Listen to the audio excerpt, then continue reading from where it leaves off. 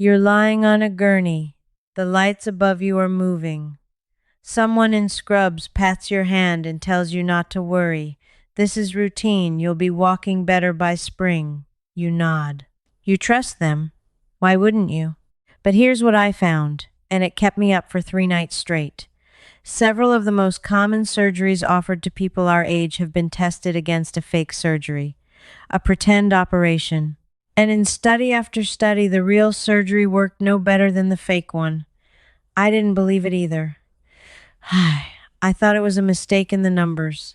So I went looking, and what I pulled out of the medical journals is worse than I expected. There's a study from 2002, published in one of the most respected medical journals in the world, that started this whole trail for me. And I promise you, by the end of this, you'll never sit across from a surgeon the same way again. This started because of my neighbor, Raymond. 71 years old, sharp as a tack, and last October he showed me the scar on his knee and told me it cost him $11,000 in 4 months of his life, and his knee still hurt exactly the same. That's the moment I stopped nodding along. That's the moment I started digging. And everything I'm about to show you, you can use from your own living room with nothing but a telephone and the right questions. Let me take you back to that 2002 study, because it's where the ground first opened up under me. A surgeon named Dr. Bruce Mosley worked with veterans in Houston, Texas. He was a good surgeon. He believed in what he did. Arthroscopic knee surgery for arthritis was one of the most common operations in America. They were doing hundreds of thousands of them every year, cleaning out the joint, smoothing the cartilage, telling people it would end their pain. But Mosley had a nagging doubt. He couldn't explain why some patients got better and some didn't, so he did something almost no surgeon dares to do. He set up a real experiment. He took 180 patients with arthritic knees and split them into groups. Some got the full surgery, but another group got what they were told was surgery. They were wheeled in, sedated, cut just enough to leave 3 small scars, and then, nothing. The surgeons splashed salt water around and closed them up. No cleaning, no smoothing. A pretend operation. Then they waited 2 years and measured everybody. Here's the part I read 4 times to be sure. The patients who got the fake surgery reported just as much pain relief as the ones who got the real thing. At some points in the follow-up, the fake surgery group actually reported walking and climbing stairs a little better than the real surgery group. 2 years. Same result from nothing as from the scalpel. That study landed in the New England Journal of Medicine in July of 2002. It didn't stay a secret in the medical world. Doctors read it. And yet the surgery kept getting done hundreds of thousands of times a year for more than a decade after. So that was my first question answered, and it only made the bigger one louder. If a surgery this common could be no better than a fake, how many others were the same? That's when I stopped looking at knees and started pulling every thread I could find. The next thread led me to the spine, and this one hit closer to home because it's aimed straight at people our age. If you're past 65, the bones in your spine can weaken and crack under ordinary pressure. It's called a vertebral compression fracture, and it can be genuinely painful. For years, the standard fix was a procedure called vertebroplasty. A surgeon injects a kind of medical cement into the cracked bone to stiffen it. It sounds sensible. It sounds mechanical, like patching a crack in a wall. Hundreds of thousands of older people had it done, but 2 teams of researchers had the same nagging doubt Mosley had. So in 2009, 2 separate studies ran the same fake surgery test, one led by researchers in the United States, one in Australia. Both landed in the New England Journal of Medicine in the same August issue. They took patients with painful spine fractures. Some got the real cement injection. Some got a fake procedure, the needle, the setup, the smell of the cement in the room so it seemed real, but no cement actually injected into the bone. And the result?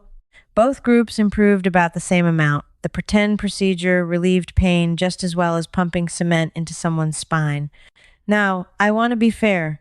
because the evidence here is genuinely mixed, and I promised you the truth, not a scare. Some later studies argued the cement helped certain people caught very early, but the point that stopped me cold is this: for years, nobody was checking. The procedure was sold as obvious, as mechanical, as beyond question, and it took someone brave enough to build a fake version to find out it wasn't obvious at all. So I asked the obvious next question: who benefits when a surgery keeps getting done for a decade after the evidence says it might be worthless? And that question took me somewhere I didn't want to go. Let me tell you about the heart, because this is where the money gets big and the stakes get real. If you have chest pain from narrowed arteries, stable angina, the kind that comes on when you climb a hill and eases when you rest, the classic offer is a stent, a tiny metal scaffold pushed into the artery to prop it open. It's dramatic.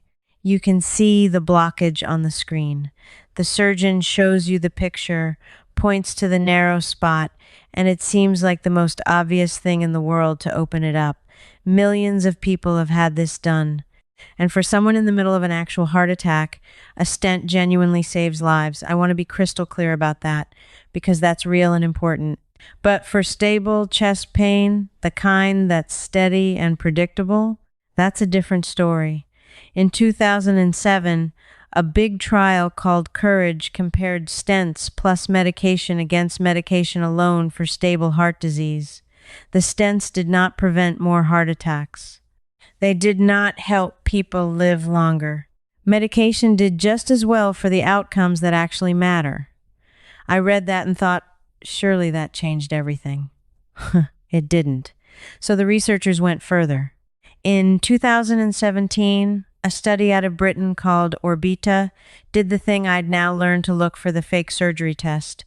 They took people with stable angina, threaded the catheter into every single one of them, and then only actually placed the stent in some. The others got the full theater of the procedure and no stent. Then they put everyone on a treadmill. The people with the real stents could not walk meaningfully longer than the people with the fake procedure. The dramatic metal scaffold, the thing you could see on the screen for stable chest pain, it barely moved the needle over an elaborate pretend. Now think about the cost. A single stent procedure in America can run tens of thousands of dollars. Multiply that across the country. This is where I stopped believing it was all just honest doubt. Because a knee scope, a spine cement job, a cardiac stent, every one of these is a paid procedure. Every one generates a bill. And a patient who's told to wait, rest, and take a cheap pill generates almost nothing. I'm not telling you every surgeon is chasing a dollar. Most that I've met are decent people who learned a technique in training and trusted it. But the system around them, the hospitals, the billing, the machines that have to be paid off, that system has no reason to slow down and ask whether the fake surgery works just as well. Slowing down doesn't pay the bills. And that's the quiet thing nobody says out loud in that bright little room where they show you the picture of your blockage. The incentive points one direction, and it's not always toward the door marked wait and see. So by now I had a pattern, and I had a reason it kept going. But I still didn't have the thing I most wanted, the answer to what a regular person sitting at home can actually do about it. Because it's easy to say, be careful. It's another thing to hand you a tool. And I know exactly what some of you are thinking right now. You're thinking, that's fine for people with money, or a doctor, son-in-law, or the confidence to argue with a specialist in a white coat. You're thinking, I'm on my own, I don't have any of that, this isn't really for me. And that's when the shape of this whole thing started to change for me, and honestly, it's also what pushed me to write everything down so it wouldn't get lost again. Because I realized I wasn't looking at one bad surgery or two.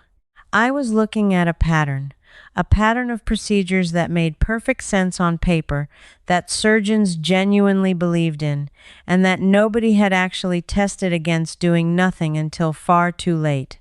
I pulled all of it together, the studies, the 4 questions, the choosing wisely list, the whole trail into a book called Start Strong. And there's also Senior Mastery and Senior System if you want to go deeper. Everything in this video and more is laid out there in plain language you can carry into any appointment. You can find it in the description below. I wrote it for Raymond. I wrote it for all of us who were never handed this information in the first place. But let's keep pulling this thread, because the pattern goes further than I expected. Stop right there. Because this next part is built for exactly you, the person alone at the kitchen table with a surgery date on the calendar and nobody to ask. You don't need money. You don't need a medical degree. You don't need anyone's permission. You need 4 questions and the nerve to ask them, and I'm going to give you all 4. Here's the first one, and it's the one that unravels everything. You look at the surgeon and you ask, what happens if I do nothing? If I wait 6 months and we watch it, what actually happens to me? Watch the answer closely. If the honest answer is you might be a little stiffer, or the pain stays about the same, that tells you the surgery isn't urgent, and anything that isn't urgent can be thought about. The old family doctors used to call this watchful waiting, and it was standard practice for generations before the machines got so good at showing us scary pictures. Your grandmother's doctor waited and watched as a matter of course. We traded that patience for a photograph of a blockage, and we forgot that a picture of a problem is not the same as a reason to cut. The second question, you ask, how many people like me need this surgery for one person to actually be helped? Doctors have a number for this. They call it the number needed to treat. For some of these procedures, you'd have to operate on a dozen people, or dozens, for a single one to get a real benefit, and every one of those people still takes on the full risk of surgery. If they can't tell you that number, or they wave it off, that itself is your answer. A procedure that truly works has a good number, and they'll be proud to say it. The third question, and this one protects your body directly. You ask, was this ever tested against a fake version of the surgery, and what happened? You now know that test exists. You know it's real. You know, the names, the knee study, the spine studies, the OR beta heart study. Just saying the words placebo-controlled surgery trial out loud tells the person across from you that you are not a passenger. You've read something, you're paying attention, and people behave differently around a patient who's paying attention. The fourth question is the simplest and the one people are most afraid to ask. You ask, if this were your mother, would you tell her to do it? Then you go quiet and you let the silence sit. The pause before the answer will tell you more than the answer itself. None of that costs a penny. None of it requires a soul to help you. You can write those 4 questions on the back of an envelope tonight and put it in your purse or your shirt pocket, and it will be the most valuable thing in there. But here's where the trail took its final turn, and this is the piece I was really after, because knowing what to ask is good, but I wanted to know why we ever stopped asking in the first place. And the answer has a date on it. Let me walk you all the way to the end of this thing, because this is what I dug the deepest for. For most of medical history, there was actually no good way to test whether a surgery worked. You couldn't exactly split people into real and fake operations. It felt monstrous, and no one organized it. So surgery grew up as a field built on the surgeon's word and the surgeon's eye. If it looked fixed, it was fixed. That belief hardened into culture over 100 years. Then a small number of stubborn doctors, people like Mosley in Houston with his knees, the teams in America and Australia with their spine cement, the British team with their hearts did the thing everyone said was impossible and unethical to even attempt. They built honest fake surgeries, with a hospital board watching to make sure no one was harmed, and they finally measured the real against the pretend, and the ground moved. But here's the part that turned all of this from a collection of scary studies into something you can hold in your hand.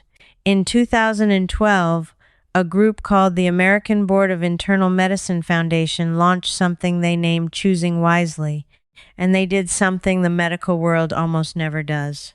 They went to the specialty societies, the heart doctors, the bone doctors, the cancer doctors, all of them, and they asked each one to publish a list of common procedures in their own field that patients should question. Not procedures for rare cases, common ones. The everyday operations. The doctors, in other words, wrote down their own overused surgeries and tests and put the list out in public, in plain language, where anyone can read it. It's sitting there right now, free, searchable from the very device you're watching this on. That is the buried treasure at the end of this maze. Not a supplement, not a secret clinic, a public list written by the specialists themselves, telling you which of their own procedures you should push back on. Almost nobody our age has ever heard of it. It was never advertised on television between the drug commercials, and you can guess why you don't sell more surgery by handing patients a list of surgeries to refuse. So it stayed quiet. It stayed among the doctors. And the ordinary person on the gurney, patting the nurse's hand and trusting the lights overhead, never knew it existed. Now you know. And here's exactly how you use it this week. Before any procedure with a date on the calendar that isn't a true emergency, you look up the name of that procedure alongside those two words, choosing wisely. You read what the doctors themselves wrote about when it helps and when it doesn't. Then you walk in with your 4 questions and that list, and you become the one patient in that clinic who did the reading. That's the whole thing. The knowledge existed all along. Brave doctors dug it out of the fog with fake surgeries nobody thought they could run. Other doctors wrote it down and set it free in 2012. It got buried under noise and money and the simple fact that no one profits from telling you to wait. And I pulled it back up, brushed it off, and now it's yours the same way your grandmother's doctor once knew, plainly and without drama, that the wisest thing a healer can do is sometimes nothing at all. I want to be honest and careful with you before I let you go, because you're smart enough to want the honesty. None of this means surgery is bad. A stent in a heart attack saves lives. A hip replacement gives people their world back. Setting a broken bone is a gift. This was never about fearing the operating room. It was about walking into it awake instead of asleep, knowing that a picture of a problem is not always a reason to cut, and that the oldest tool in medicine, patience, was quietly taken off the shelf and you were never told it was missing. That's what this investigation gave back to me, and I hope it gives it to you too. The plain, steadying feeling of being the one holding the questions instead of just holding still. Because that's who you are. You're not a person who takes the picture on the screen as the final word. You're the kind of person who asks what happens if I wait and then watches the pause before the answer.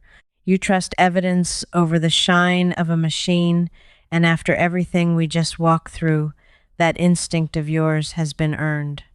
So let me ask you something, and I truly want to read your answer. Of those 4 questions, what happens if I do nothing? How many people need this for one to be helped? Was it tested against a fake? And would you tell your own mother to do it? Which one do you think would be the hardest for you to ask out loud in that room? Tell me down in the comments and tell me where you're watching from, because I read them and it tells me who I'm really talking to. And if you want to keep pulling these buried things back into the light with me, come along. There's a whole group of us now, quietly recovering the plain, sturdy knowledge they let slip away while we weren't looking. Next time I'm chasing down something about the pills half of us take every single morning, one of them, according to the research I've just started reading, may have been recommended for years to people it was never actually shown to help. But that's a thread for another day, and I want you here when I pull it. You're still here, and I'm glad because you're exactly who I built this for. This video gave you the overview, but inside the Wise Living Circle, I pick up right where I just stopped. You can ask me your own question, and a real person, me, answers you myself. You're not alone here. Just point your phone's camera at the code on screen, and you can cancel anytime, no risk,